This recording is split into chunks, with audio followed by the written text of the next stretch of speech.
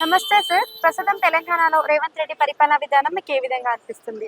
ఆంధ్ర పరిపాలన చాలా బాగుందండి. ఏ చాలా అంశం పైన బాగుందండి? ఏమవుతుందంటే ఆ లేడీస్కి బస్ కానీ సీనియర్ సిటిజన్కి పథకాలు కానీ అన్నీ బాగున్నాయి సార్. అంటే ప్రస్తుత కాలంలో చూసుకున్నట్టయితే ఉచిత పథకాలు ఎక్కువైపోయాయి కదా! మరి ఉచిత పథకాలు ఈ విధంగా పెట్టుకుంటూ పోతే మరి రెవెన్యూ తినే చిరుధాన్యాల పైన కూడా ఇవే పడుతుంది కదా భారం అనేది. అంటే గరీబాల గురించి చేస్తున్నారు. దానివల్ల ఏం తప్ప అనుకోవట్లేదు మేము.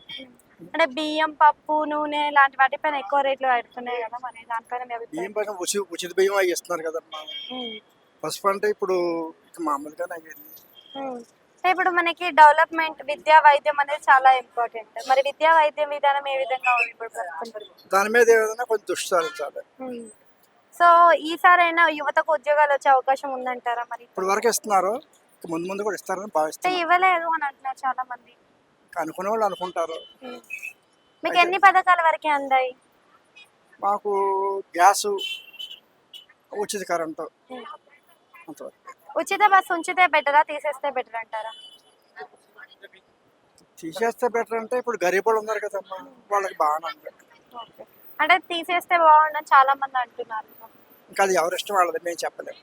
ఒకవేళ పెడితే ఈ ఏజ్ వాళ్ళకి పెడితే బాగుంటది అంటే ఎవరికి పెడితే బాగుంటది ఫ్రీ బస్ అనేది? గరీబ్ వాళ్ళకి, సీనియర్ సిటిజన్ నా అసలు వాళ్ళకి. యెస్ అంటారు. Thank you sir.